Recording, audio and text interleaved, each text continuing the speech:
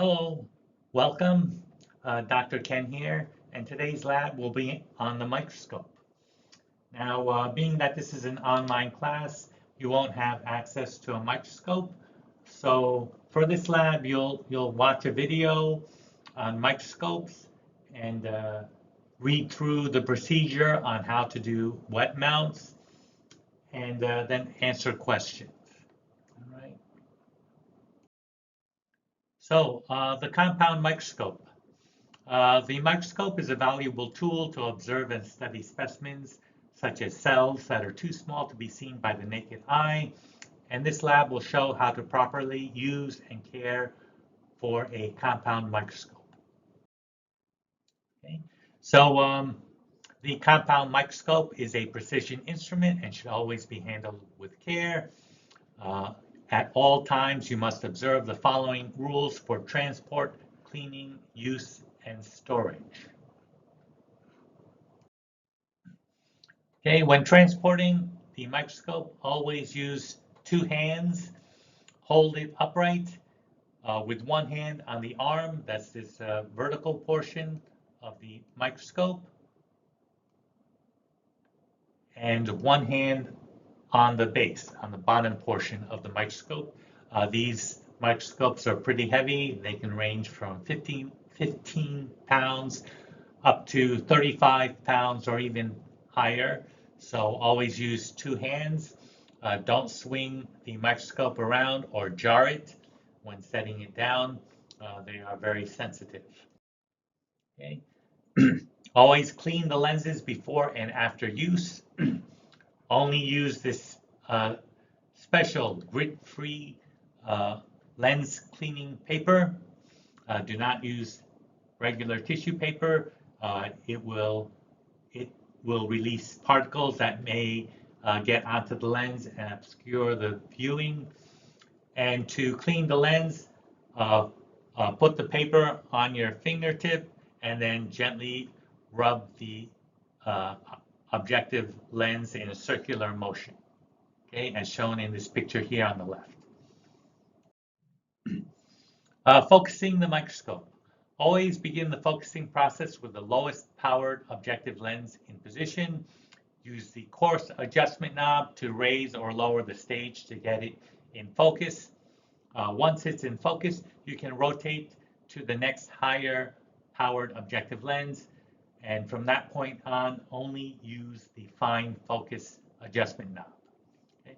Always use a cover slip with wet mounts to avoid getting any liquid onto the lens. It may damage the lens. Okay? Storage of the microscope.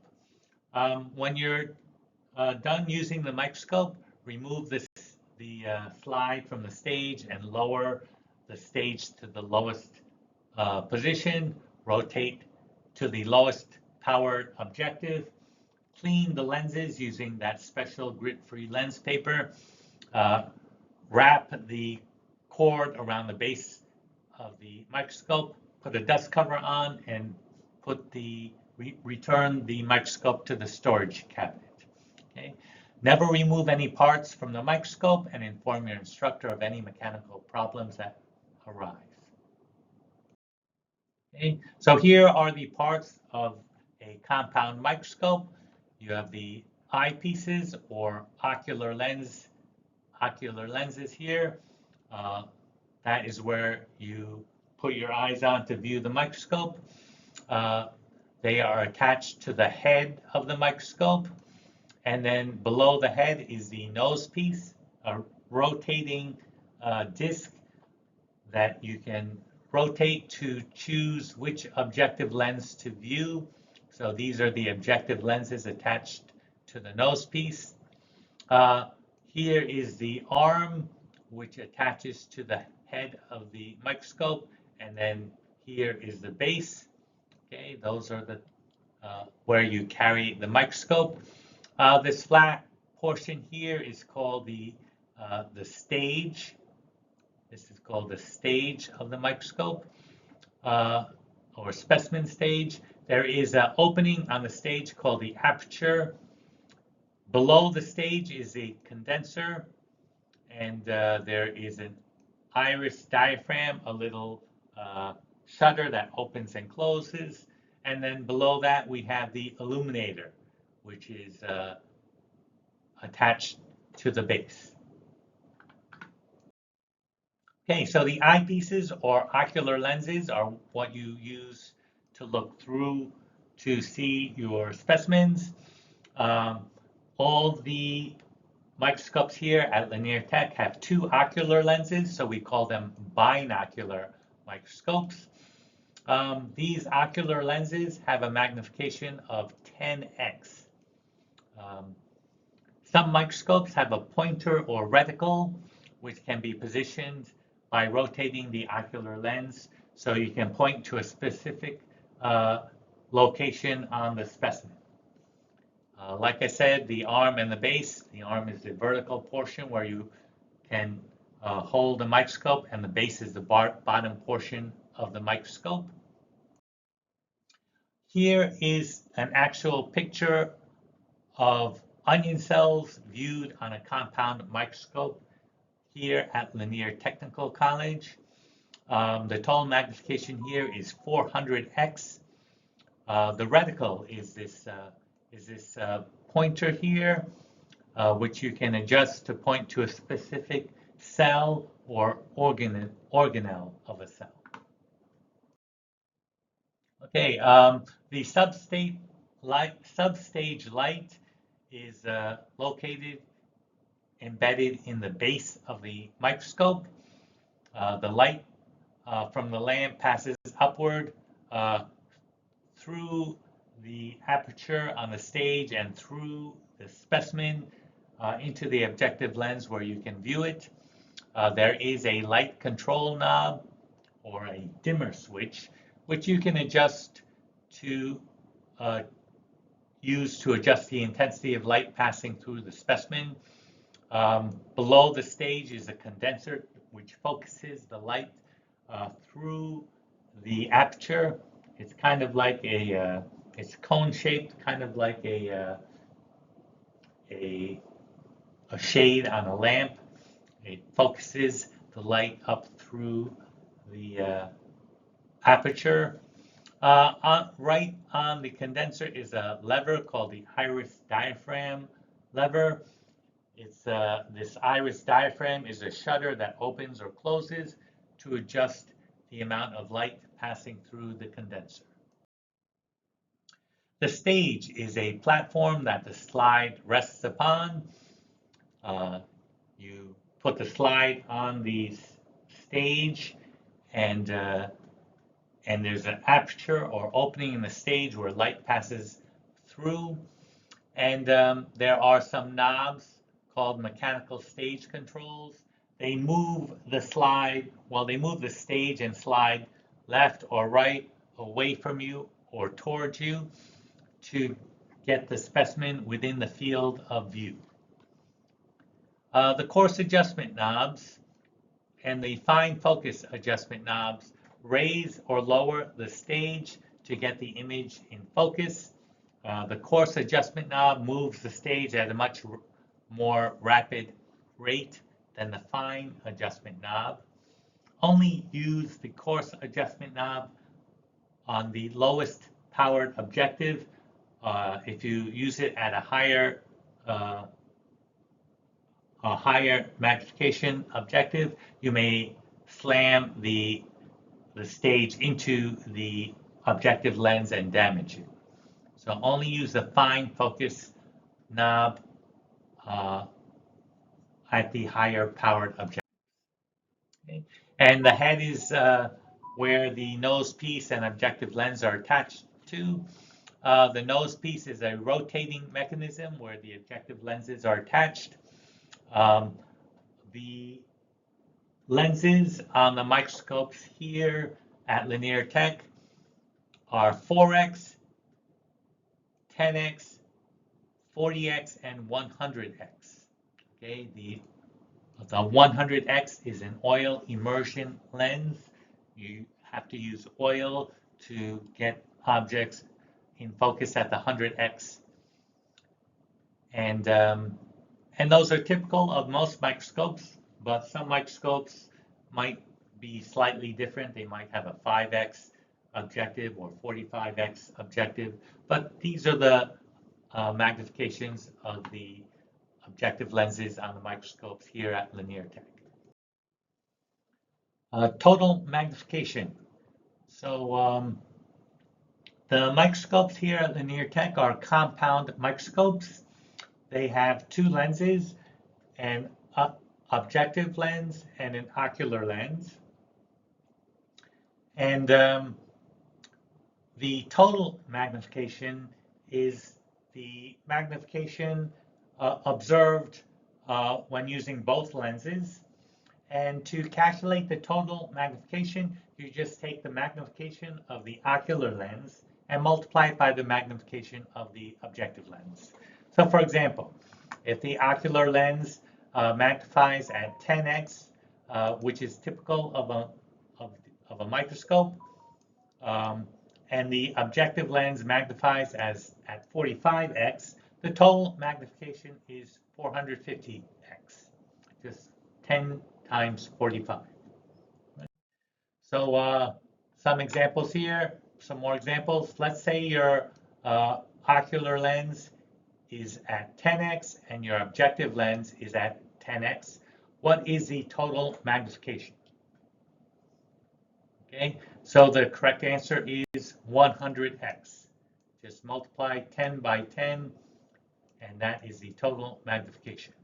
Okay, another example, what if your ocular lens is at 10x and your objective lens is 40x? What is the total magnification? Okay, in this case, the total magnification will be 400x. Okay, just 10 times 40, which is 400. And if your eyepiece is 10x and your objective is 100x, then your total magnification is 1000x. Okay, so very simple. Okay, next we'll go into resolving power. So here's a picture of some kittens that I got from your textbook. And magnification is just how many times larger the image appears. So if you go from top to bottom, we have increasing magnification. If you look at the images on the far right, you can see they're kind of blurry. So resolution is just how sharp or blurry your image is. The blurrier the image, the lower the resolution. So going from right to left, we have increasing resolution. So the image becomes more sharp as we go from right to left. Okay. Okay, so resolution or resolving power is the ability to discriminate two closely spaced objects, and it's measured in micrometers. Okay, so normal unaided vision can discriminate two objects that are 100 micrometers apart. What that means is if you have two objects that are closer than 100 micrometers apart, or 1/10 of a millimeter, they would appear as one fused image. Okay? Compound microscopes have a resolution of 0.2 micrometers, about 500 times better than normal unaided vision. Objects closer than 0.2 micrometers are seen as a single fused image under a microscope. Okay, so resolving power is determined by the amount and physical properties of the visible light that enters the microscope. In general, the more light delivered to the objective lens, the greater the resolution. The size of the objective lens aperture or opening decreases with increasing magnification, allowing less light to enter the objective. So you would need to increase the light intensity at higher magnifications. Okay? All the microscopes here at Linear Tech are parfocal, meaning that once you get an image in focus on the lowest powered objective, it should be in focus at all the other objectives. You might need to fine tune the image when you rotate to the next higher objective, but you will only need to use the fine focus adjustment. Okay. All right. So for your lab assignment, you will have to view these videos, how to use a compound microscope, and how to prepare wet mounts of cheek cells and onion cells. So to prepare a wet mount of onion cells, if this was an in-person lab, you would be given a piece of onion and you would have to remove a very thin sliver of onion cells from that onion, place it on a slide and stain it. Okay? If you don't stain it, onion cells are pretty much translucent and you won't be able to see anything under the microscope. So you would use a stain called safranin. Okay? You'd add a couple drops of safranin on your onion cells and wait a minute and let the stain get into the cells, and then you would put the cells on a slide and view it under the microscope. Safranin is a brownish orange stain, and it stains polysaccharides in the cell wall and nucleus. So this is what onion cells will look like under a microscope. This is about 400x magnification, and you can see the cell walls and the nucleus of the cells.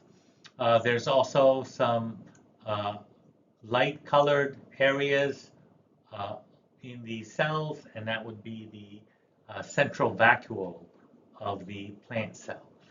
Okay, and notice they're all rectangular and they're all kind of stacked neatly upon each other.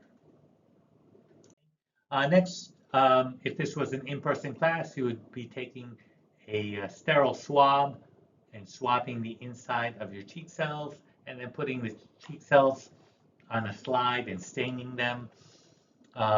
For cheek cells, you would use the stain methylene blue. Methylene blue stains DNA in the nucleus and also stains the cytoplasm a little bit.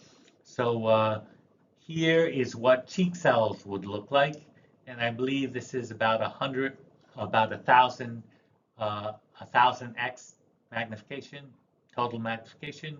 Notice the cheek cells are kind of amorphous. They don't really have a defined shape, unlike the plant cells. Cheek cells, or animal cells in general, don't have a cell wall, so they don't really have a defined shape. You can see the nucleus is very prominent, and you can see the cell membrane of the cheek cells.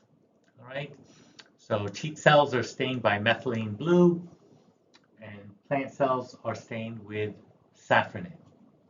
All right, that's pretty much it for the microscope. Please watch the videos and read through the procedure on how to stain, how to perform wet mounts and stain them, and answer the questions in the lab assignment.